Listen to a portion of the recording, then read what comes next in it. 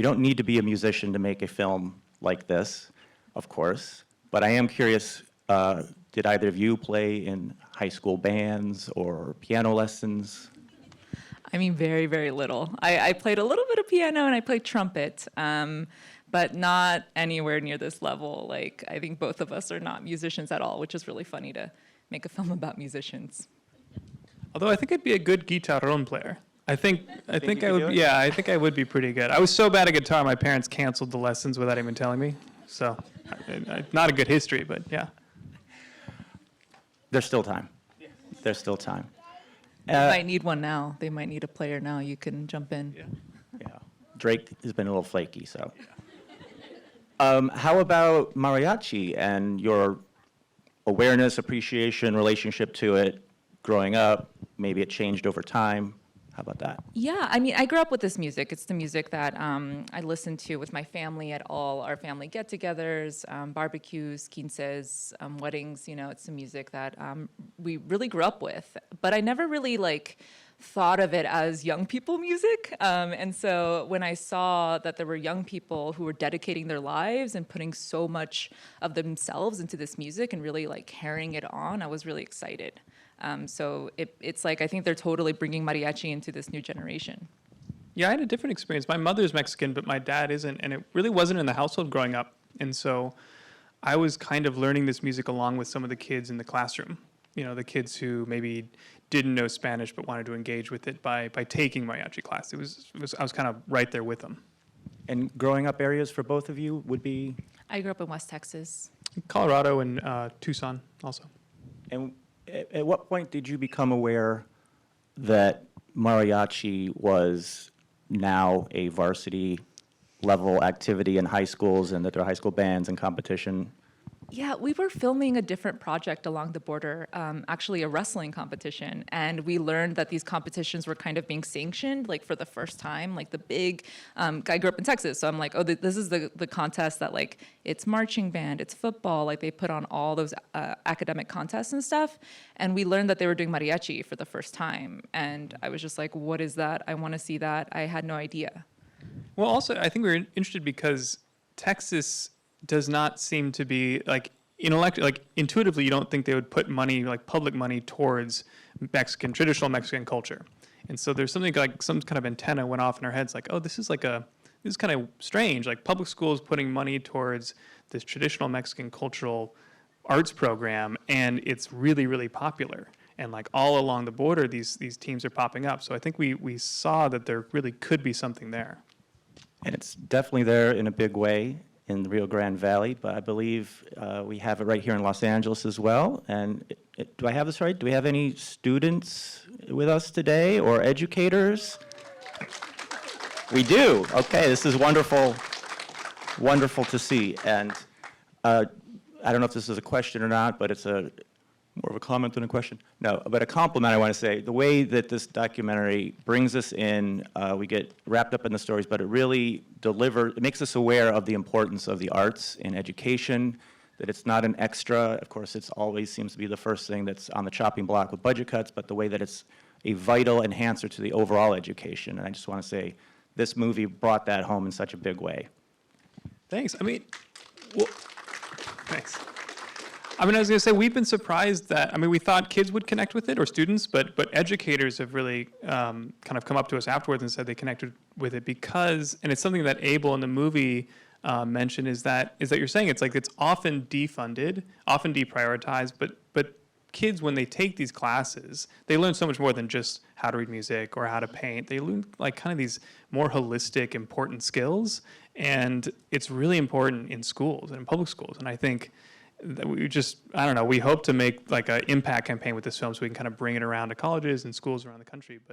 But yeah, I think the educators we were surprised with connected with it. And it's just so great that there's so many really great groups all around the country, so many great youth mariachi groups. We premiered in Utah and we had a group play there with us, and now they're starting their own mariachi festival, after seeing the film, and really there's just a lot of momentum and excitement, and so it's just been really great to see all of you guys everywhere. Yeah. That is fantastic to hear. And I hope everyone here first of all, enjoyed the film. I think you did. But will help spread awareness about this tremendous film and help get it seen by others who will appreciate it as well. And educators can show it to their administrators. Maybe that'll be helpful.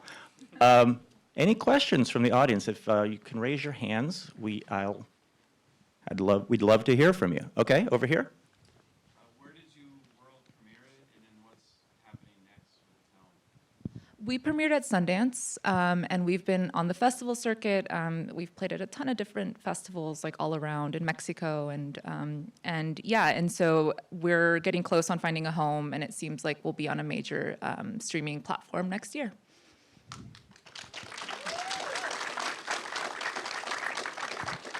Yes, go ahead.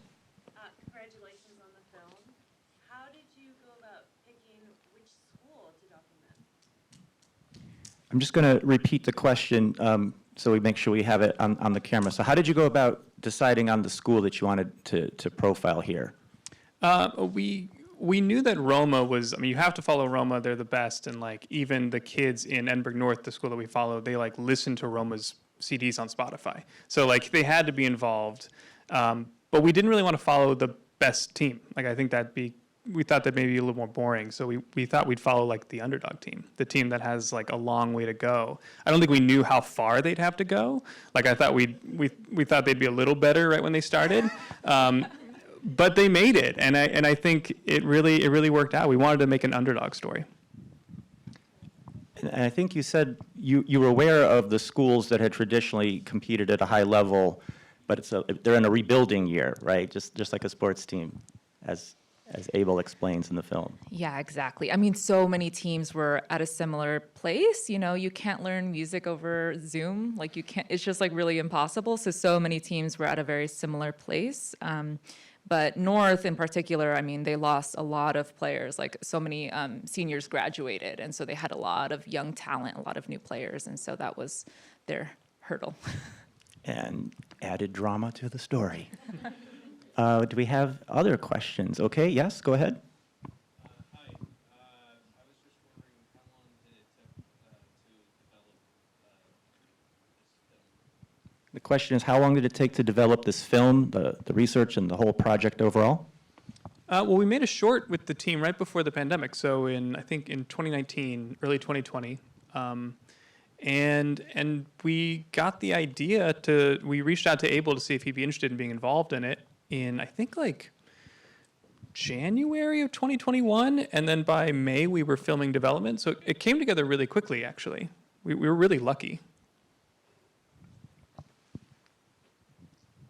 All the way in the back. What's your history of making films together? And I love this so much. Are you going to make another film together?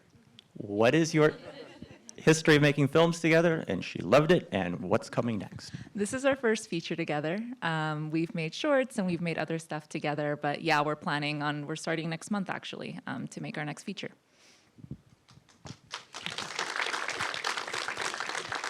Would you be comfortable sharing any details about what that next project's about?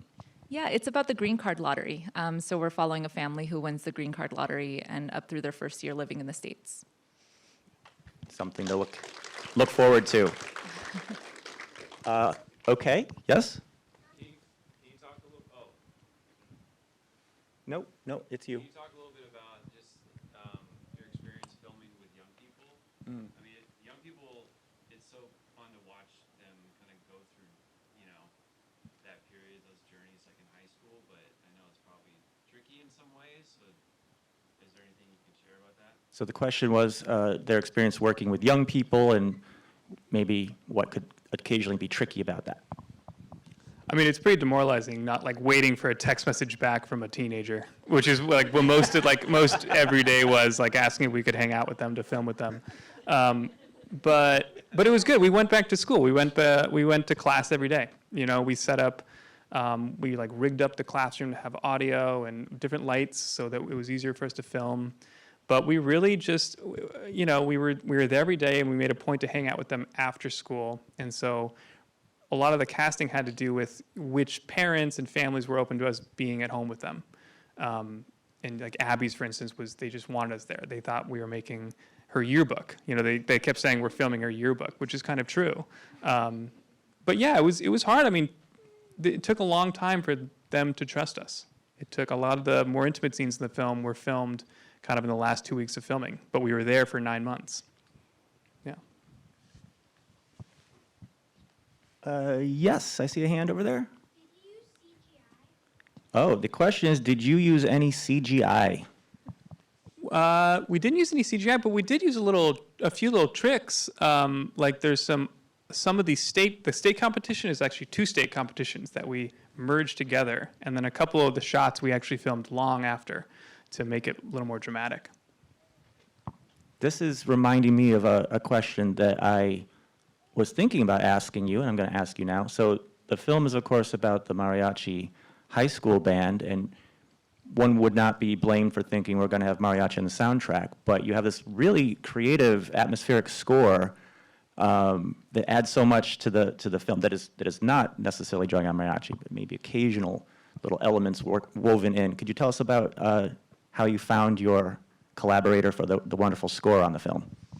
Yeah, I mean, we knew that we didn't want it to be wall-to-wall mariachi because it's a lot. You know, mariachi music's really intense. And so Sam and I were listening to the radio one day, and we heard the Mexican Institute of Sound, and we were like, this is it. This is the guy. Like, it just felt like it was modern, but still had that Latino flavor. And so we were really excited when he came on board, Camilo Lara.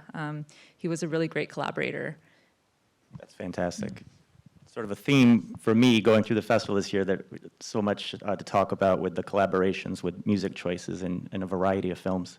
We still have some time here. Anyone else have a question? Yeah, all the way in the back? Yes. How many cameras did you use during the competition? Our cameraman would like to know, how many cameras did you use during the competition? What did you film on? And what did you film on? We filmed on the FX9 and FX6, and for the state, we had 7 cameras. So there was like one in the rafters pointing down, and then there was like a roaming movie, and then 3 cameras. 3 cameras, and then a covering. couple other ones dedicated to certain teams. And then so one that in would the always follow wings. teams. 7 Yeah. cameras? 7 cameras, 7 yeah. cameras. This is like Martin Scorsese Last Waltz level coverage. That's impressive. Okay. Okay, so I heard 7 cameras, so the follow-up question is, what did you cut on, and what was that process like? The question is, what did you edit the film on, and what was that process like? We edited on Premiere. Our editor, Daniela Quiros, was an amazing collaborator. So she actually started editing in March of 2022 while we were still filming. So we finished filming in June 2022. So she was really familiarizing herself with the footage. We had like 300 hours at the end, about like 106 shoot days. And so yeah, it was just like we were kind of all in the edit once we were done with wrapped with production. Yeah, I think like from rough through the end, there was times when there's just like 4 of us all editing at once, and so there was like we figured out how to share the project and work collaboratively that way. It took some time, but it was pretty cool. We would just like one of us would pull selects, the other would cut the assembly, and someone would do the rough, and then pass it to Daniela to like finish and figure out like how to put it in the movie. Assembly line, yeah. Okay, right here in the middle? Yeah, another follow-up question. I'm really invested now in these kids. Are you in any way still connected to them? Do you hang out with them? Do they respond to your texts now? The question has to do with how much the filmmakers are still in contact with the wonderful students we met along the way in the documentary. Yes, they do respond to our texts now. Yeah, we're still connected to them. You know, they're in Texas, obviously, so we don't get to see them that much. But we just had our South Texas premiere, so we saw a lot of them, and it was really great. Their families came, and yeah, it's crazy. They're in college. You know, they're like finishing they're starting their 2nd year of college, and like some are graduating. Like Aiden, he's graduating high school, and they're really growing up. They grow up super fast. They grow up so fast. So we still have a little bit of time. I see a hand there. Go ahead, please. Hello. During the creation of your film, was it difficult for both of you to be on the same page? Oh. Okay. During the creation of the film, was it difficult for the 2 of you to get on the same page as co-directors? Typically not. I don't think we had any big creative differences. I mean, it was more like we had to figure out how to stop talking about the film every day. We had to make rules for ourselves. Like after 7 p.m., we couldn't talk about the movie, which was hard because we like moved to the region. We were like a 5-minute drive from the school. And so we could just like live the movie 24/7 if we wanted to. So it was more setting limits. But I think that's why we work together, is because we kind of share a lot of the same sensibilities, and what we're like different, where one of us is good at one thing, the other is good at the other thing. So it's pretty good that way. Okay, I see a hand there. Go ahead. Was it hard to direct the students? Sorry, did you hear the end? Could you say the end again? Was it hard to direct the students when you were filming them? Okay, the question was it difficult to direct the students while you were shooting them? Or Well, not direct them, maybe? I was about to say, we tried not to direct them. I think what was difficult was at the very beginning, a lot of them would like look at the camera, or they would like wave at us. They would like, Drake was always saying like, "Hi, Mom," you know, like, we have a lot of him doing that. That was a little difficult, was for them to just really understand what we were doing, like what the purpose of doing like a verite documentary was gonna be. But yeah, we tried not to, direct them at all. I mean, that was part of why we moved there, because I think we thought we'd be able to like fly in every 2 weeks and film for a little while and then leave. But every time we did that, it was just like everyone was uncomfortable and awkward and didn't want to like talk to us. They didn't want to let us in their homes. And so once we moved there and kind of like proved to them that we were really invested in this story, they were way more open to just kind of like putting their guards down and letting us film, at their houses, at the dinner table, kind of after school, that kind of thing. This is making me think of something, though, as well. Did things sort of evolve from week one to onward with the students, where maybe some were a little shy about opening up, and that changed along the way? Were there those sort of fluctuations? Definitely. There were some students like Marlena, she was very shy. We didn't have like a strong relationship with her at the beginning. She just wasn't like the type of person who was gonna, really put herself out there and like want to talk to us and stuff. And then while we were there, we just got closer and closer. And so definitely, a lot of the relationships evolved. And there were some students where we really wanted to film with them. Like we really, really wanted to film with them. And they wanted to film with us, but their parents didn't allow us in their house. And so it just makes it a little harder to like really get to know somebody if you can't be in their space. Yeah. And something we talked about earlier was adding on top of everything you just said, the film still ultimately gets made in editing, and you're having to make decisions, and sometimes difficult decisions, about ultimately who gets included and to what degree. Oh, yeah. I mean, there's this whole, the coach was building a house while he was building this, and we're like, that's so perfect. He's building a house, he's building a team, he's building a season. We have like hours of footage of this stupid house being built. So much footage and of this none of house. it's in the movie. From like literal concrete, Yeah, we had like blueprints, yeah. Yes. Okay, but between that and the deleted footage, unused footage, and the short film, the DVD extras are ready to go for this film. We have time for maybe one last question, so let's go over here. Ooh, okay, wow. Have you made as much money as Barbie on your film? Yeah. Not we have. yet. Yeah. It's not out yet, so. Yeah. You never know. You never know. Thank you all for your amazing, awesome questions today and for being part of the screening. And once again, Sam Osborn and Alejandra Vasquez.